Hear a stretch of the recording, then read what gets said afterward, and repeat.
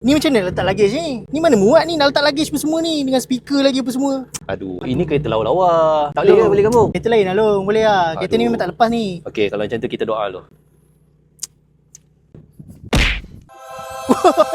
Ui, A70 weh. Baju pun tukar. Weh, gila style. Ini barulah besar kan. Boleh letak barang-barang macam-macam. Macam mana buka ni? Long duduk sini je, nanti dia buka lah. Nampak? Nampak?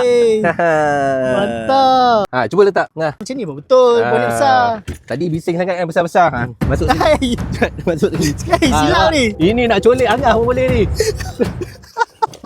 Long, kereta ni keras lah Long. Keras? Dah macam naik kuda dah. Uish. Ini kalau sampai kampung ni, mau tulang patah ni Long. Kalau macam tu tak apa, kita doa lagi. Doa lagi. Doa lagi.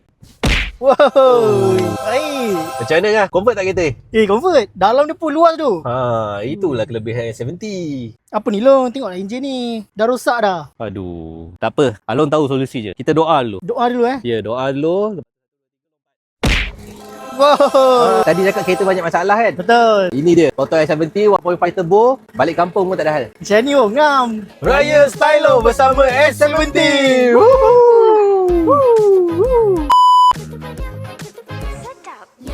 Bang, kereta dah habis masa untuk sewa. Biar betul. Tidak.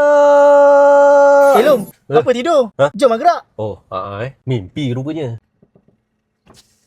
Razik Zafran Ya saya. Kereta dah tertunggak 3 bulan tak bayar ni.